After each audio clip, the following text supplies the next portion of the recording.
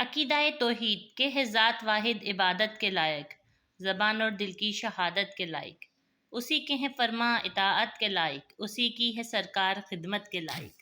لگاؤ تو لو اسی سے اپنی لگاؤ، جھکاؤ تو سر اسی کے آگے جھکاؤ۔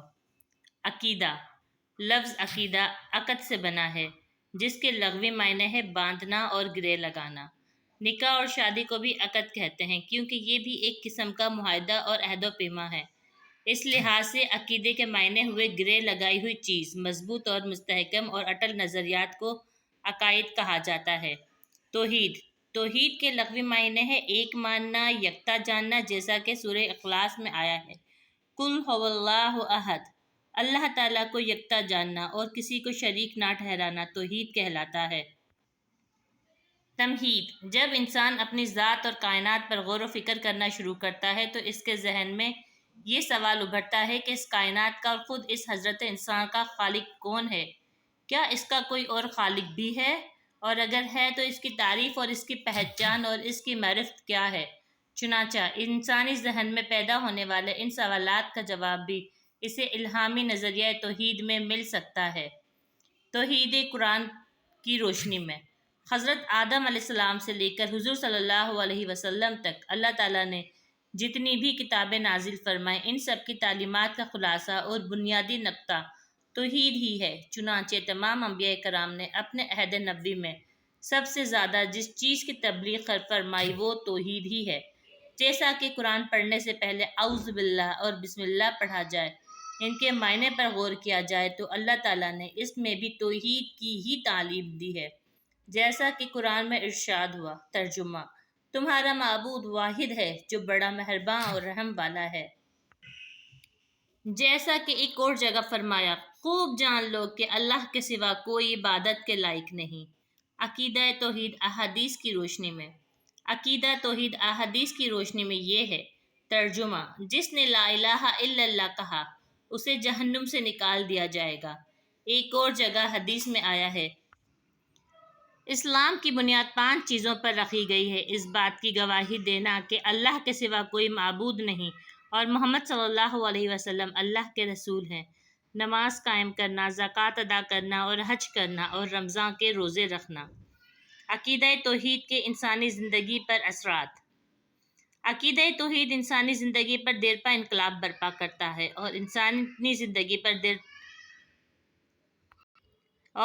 کی زندگی میں مندرجہ ذیل اثرات مرتب کرتا ہے۔ جذبہ خودداری۔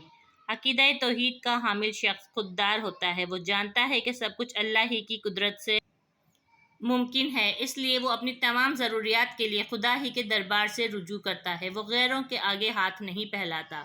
نمبر 2، وسعت نظری۔ تنگ نظری انسانی فطرت کا حصہ ہے، لیکن عقیدہ توحید پر یقین رکھنے والا شخص چونکہ اللہ کی کائنات میں غور و فکر کرتا ہے اور کائنات کی وسعت و کشادگی کا بذات خود مشاہدہ کرتا ہے تو اس کی تنگ نظری وسعت نظری میں تبدیل ہو جاتی ہے۔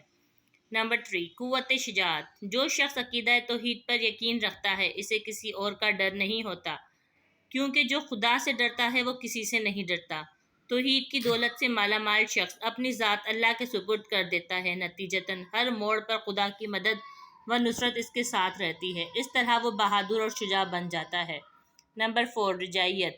عقیدہ توحید کا حامل شخص کسی حال میں مایوس نہیں ہوتا، بلکہ دکھ اور سکھ دونوں کو اللہ کی جانب سے سمجھ کر صبر اور شکر کا مظاہرہ کرتا ہے، کیونکہ اللہ تبارک و تعالیٰ کا حکم ہے، اللہ کی رحمت سے مایوس نہ ہو۔ اطمینان قلب۔ نوع انسانی کے قلوب کا سکون و اطمینان اللہ کے ذکر ہی میں چھپا ہے، جیسا کہ اللہ پاک کا ارشاد ہے، ترجمہ: خوب سمجھ لو کہ اللہ کے ذکر سے دلوں کو اطمینان ہو جاتا ہے۔ نمبر 4، تہذیب نفس۔